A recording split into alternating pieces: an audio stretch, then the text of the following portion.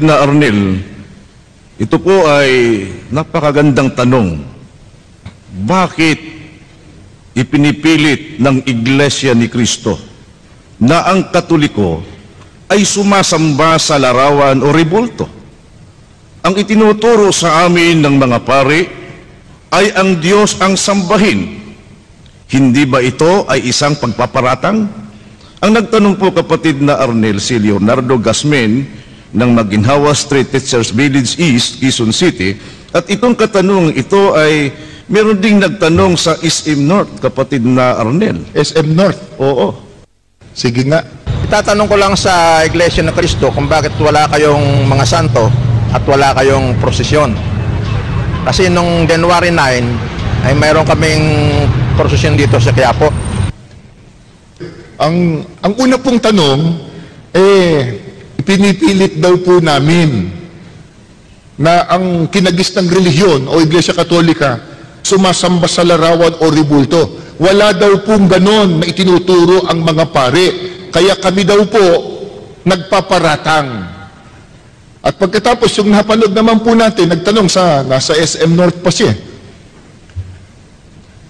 Ba't wala daw tayong prosesyon ng santo? Dahil daw noong Enero 9, may prosesyon po na ginawa sa Quiapo, yung kanilang puon na tinawag nilang Black Nazarene, na itim na Nazareno. Pagka black, itim talaga yan, kapatid na Arnel. Mga mahal po naming mga panauhin, mga kaibigan at mga kababayan, hindi po ginawa at hindi po gagawin ng Iglesia ni Cristo ang magbintang o magparatang. Kung sinasabi man po namin na ang kinagistang relihiyon, ang Iglesia Katolika Romana, sumasamba sa larawan, alam po ba ninyong inuulit lang namin yung talagang sinabi po ng Iglesia Katolika sa pamamagitan ng kanilang mga pare? Sila po mismo, ang mga pare mismo, ang nagtuturo at nagsasabi na ang Iglesia Katolika sumasamba po sa larawan. Ano po katunayan? Babasahin ko po ang isang aklat Katoliko.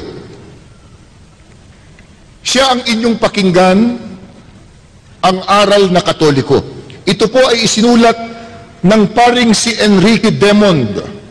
Inilathala ng Catholic Trade School, may imprimpotest at nihil obstat ni Jose Jovellanos, imprimatur ni Jose Bustamante.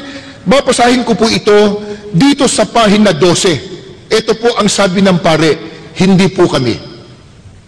Kung ating sinasamba ang larawan ni Kristong napapako sa krus, dinadasal natin, sinasamba kita, pinupuri Panginoon kong Heso Kristo. Hindi po kami may sabi nun. Sabi ng pare, sa kinagisang relihiyon daw, pag sinasamba nila ang larawan ni Kristo, di sumasamba nga sa larawan. At yung sinasabi nilang imahe na yun, hindi naman po yun ang ating Panginoon sa Kristo . Pero wag muna tayo doon. Doon po tayo sa issue. Nagpaparatang daw po Iglesia ni Cristo pag sinasabing ang Katoliko sumasamba sa larawan. Dito po, sa aklat na isinulat ng pare, sinasabi nila, sumasamba sila sa larawan. Hindi lang yan. Ito pa po, munting aklat Katoliko. Ang pamagat po ay katisismo. Ito po ay tinagalog ng paring si Luis de Amezquita. Pakinggan po ninyo ang kanyang sinasabi dito sa pahina 79 pagkatapos po at 82. Pagbangon mo sa banig, sabi, natutulog ka. Gusto kasi banig noon no? Ngayon, hindi na yata uso banig Pagbangon mo sa banig, agad kang manikluhod sa harap ng isang krus o isang mahal na larawan. Bakit daw? Ituloy natin. Kung maninikluhod ka sa tapat ng altar, magwika ka ng ganito, sinasamba kita. Hindi po kami may sabi, Dito po sa aklat na isinulat ng pare, ang utos, pagbangon mo sa banig, ni hindi ka pa daw nakapaghihilamos o nakapagmumumog. Agad ka na daw manikluhod sa isang larawan o sa isang krus. At pagka nakaluhod ka, ang sabi ng pare, sabihin mo, sinasamba kita. And totoo, doon pa lang ka, Joel, sa aktwasyon, nakaluhod. At doon sa sinasabi, halata mo na kahit itanggi pa hindi kami sumasamba. Ba't ka nakaluhod? Hindi kami sumasamba. Ba't sinasabi ng bibig mo, sinasamba kita? At sa Biblia po, yung pagluhod, katumbas doon, pagsamba Ito po, babasahin ko po itong awit 95. Ang talata po ay 6. Pakinggan po ninyo. O magsiparito kayo, tayo'y magsisamba at magsiyukod. Tayo'y magsiluhod sa harap ng Panginoon na may lalag sa atin. Yung pagluhod, katumbas pagsambe. Ano po sabi ng pare? Pagbangon mo sa banig, agad kang lumuhod sa isang larawan o krus. Pagkatapos magwika ka, sinasamba kita. Hindi lang yan. Ito po, isang aklat Katoliko. Catechism of Christian Doctrine. Nilathala po ng De La Salle College. Alam natin, ang De La Salle College sa isang paaralang Katoliko. Catechism of Christian Doctrine, babasahin ko po, ayon na sa pagkakaliwat sa ating wika, sa pahina 95 po. Ito po ay tanong-sagot. Number 13, ang pagsamba ba sa mga santo ay ukol lamang sa kanilang katauhan? Sagot, hindi. Sumasaklaw din ito sa kanilang mga relikya at mga larawan. 14, anong tinatawag nating mga relikya? Tinatawag nating mga relikya, una, ang mga labi ng katawan ng isang santo na pinapaging banal o inihanda sa pagiging banal ng iglesia. Iglesia Katolika yon. Ikalawa, ang mga bagay na naging pag-aari ng mga santo o yaong napadaiti sa kanilang mga katawan, tulad ng kanilang kasuotan, mga ataol at iba pa. 15, dapat ba nating sambahin ang mga banal na larawan? Sagot, dapat tayong magkaroon, lalo na sa ating mga simbahan, ang mga larawan ng ating Panginoon, tulad din ng sa pinagpalang birhen at mga santo, at dapat nating silang bigyan ng kaukulang paggalang at pagsamba. Nagpaparatang po ba kami kung sabihin po natin ang Iglesia Katolika Romana sumasamba sa larawan? Hindi po. Yan pong binasa po natin sa mga aklat Katoliko. At gaya nga nung tanong kanina, nung Ginoo sa SM North, bakit wala daw tayong prosesyon ng mga santo? Yung mismong katunayan po ng kinagis ng reliyon, lumuluhod, nagproposisyon, sumasamba sa mga larawan o sa mga ribulto. Kaya hindi po kami nagpaparatang kung sinasabi po namin yon. Yan po, nakasulat mismo sa mga aklat Katoliko. Ang kanila pong pangangatwiran, kapatid na Arnel, tanggap na nila na talagang iniutos ng pare ng Iglesia Katolika na ang mga larawan ng mga santo na kinikilala nila ay kanilang sinasamba. Pero bakit pa raw natin pinupuna yung kanilang ginagawang pagsamba sa mga larawan? Hayaan na lang daw natin sila. Kung tayo naman po ay nagmamahal sa ating kapwa, bakit pa raw pinupuna natin sila? Ang totoong pagmamahal at pag-ibig sa kapwa, kapatid na Joel, hindi ka papayag na siya'y mapahamak. Kung totoong mahal mo ang kapwa mo, hindi ka papayag, mapasama siya. Ba't ganun po ang sinasabi namin? Yung po bang pagsamba sa larawan, sa ribulto, o anumang imahen, ikabubuti ba o ikasasama? Ang babasahin ko po, Biblia na. Ito po ang pahayag ng Panginoon Diyos. Exodo Kapitulo 20, talatang 1, pagkatapos po ay 3 hanggang 5. Ito ang sinabi ng Diyos. Huwag kayong magkakaroon ng ibang Diyos maliban sa akin. Huwag kayong magkakaroon ng Diyos-Diyusan o kaya'y larawan o ribulto ng anumang nilalang na nasa himpapawid, nasa lupa o nasa tubig. Huwag kayong yuyukod o maglilingkod sa alinman sa mga Diyos-Diyusan yan, sapagkat akong Panginoon ay mapanibughuin. Parurusahan ko ang lahat ng aayaw sa akin, pati ang kanilang mga anak, hanggang sa ika-4 na saling lahi. Napakabigat po palang kasalanan sa harap ng Diyos. Yung pagsamba sa mga larawan, imahin o ribulto. Bakit? Ang Diyos mismo nagbawal. Ano sabi niya sa tao? Huwag kayong magkakaroon ng ibang Diyos maliban sa akin. Paano po ba nagkakaroon ng ibang Diyos ang tao maliban sa tunay na Diyos? Ang sabi ng Diyos, huwag kayong magkakaroon ng mga larawan, ng mga ribulto, ng kahit anong uring nilalang, pagkatapos sasambahin nyo't paglilingkuran. Mga magulang at mga mahal po naming mga panauhin at kaibigan, yung pong larawan, yung ribulto per se, hindi po masama. Meron tayo mga larawan ng ating mga magulang para maalaala natin sila, mga mahal natin sa buhay. May mga ribulto tayo ng mga bayani para natin gunitain ang kanilang kabayanihan. Pero alin po yung tinutukoy po ng Panginoon Diyos na masama? Pagka yung larawan, pagka yung imahen, pagka yung ribulto, niluhuran mo na at sinamba. Gaano kasama yun? Sabi ng Diyos, parurusahan ko kayo.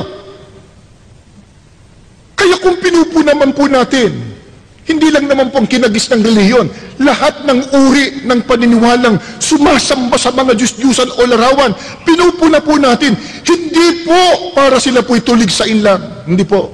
Hindi po para saktan ang damdamin nila, kundi ang nag-uudyok po sa amin, ang tao sa pusong pag-ibig at pagmamalasakit. Huwag po nilang gagawin yon. Magagalit ang Diyos. Parurusahan ng Diyos ang sinuman na sasamba at maglilingkod sa mga larawan o sa mga Diyos-Diyusan. Kung halimbawa, kapatid na Arnel, ang kanilang pangangatwiran, yung pagsamba namin sa mga larawan, ipinatutungkol namin yan sa tunay na Diyos. Kaya papayag ba ang Diyos, kapatid na Arnel, sa Biblia po, na kung tayo po'y sasamba sa Kanya, dadaan pa tayo sa mga larawan? Una, walang ganung utos sa Diyos, kapatid na Joel. Sabi nga niya, huwag kang gagawa ng larawan at ribulto o imahin, pagkatapos luluhuran mo at paglilingkuran. Pero, sagupain natin yung tanong, ang Diyos ba pumapayag na yung kanyang kalwalhatian ibigay niya sa larawang inanyuan? At sasabihin ng tao, hindi naman talaga yung larawan ng aming sinasamba, kung nakaluhod man kami doon, para sa Diyos yun.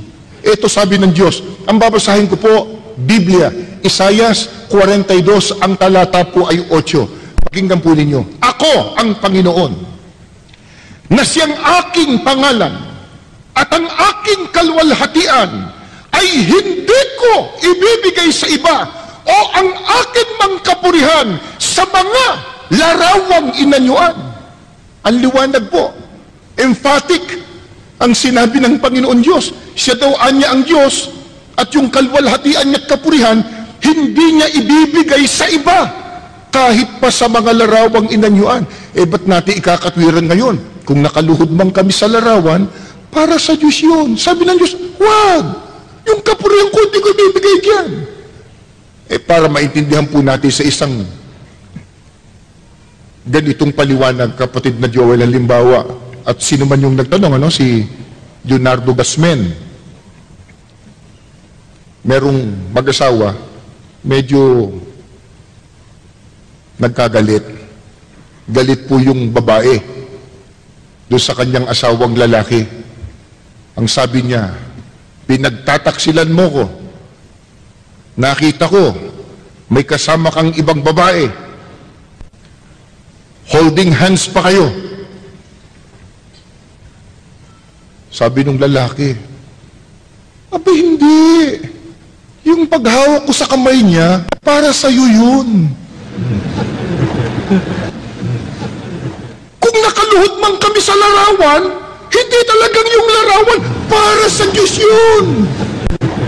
Sabi ng Diyos, huwag kayong gagawa ng anumang larawan o ribulto pagkatapos sasambahin nyo't luluhuran at paglilingkuran.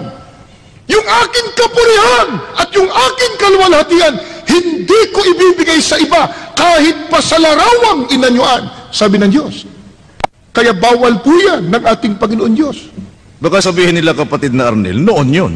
Baka sa panahong Kristiyano, pwede nang sumamba sa mga larawan. Talagang ayaw bumitiw. Ayaw bumitiw eh. Noon daw pwede, bawal. Pero ngayon, pwede na daw po. Ang babasahin ko po, panahong Kristiyano. Tayo po ngayon, nasasaklaw ng tinatawag na panahong Kristiyano. Christian era.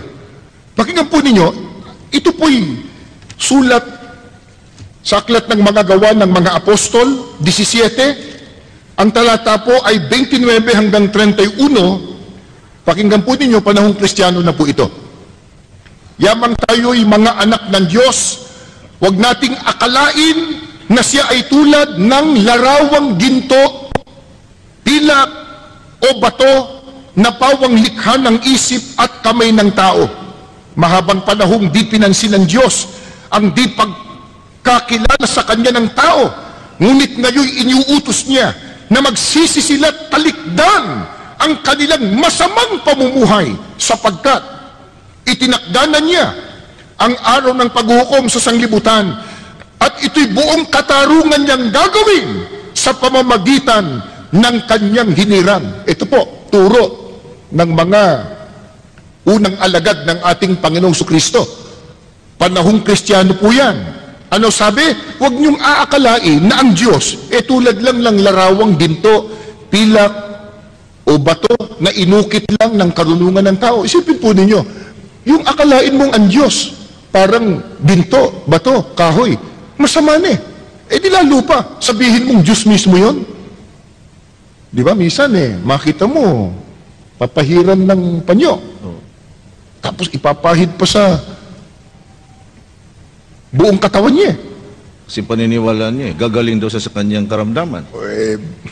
Sana nga, kapatid na Joel. Pero, ito sabi ng Biblia, niakalain ang Diyos katulad lang ng larawan. Isipin niyo, ba't naman di magagalit ang Diyos? Kailangan po bang tayo po'y nakapag-aral para malaman natin na kahoy pala to? Papel pala to. Ginto pala ito. At kahit ginto pa yan, sabi ng Diyos, ba't mo ko itutulad sa ginto, sa larawan, sa pilak?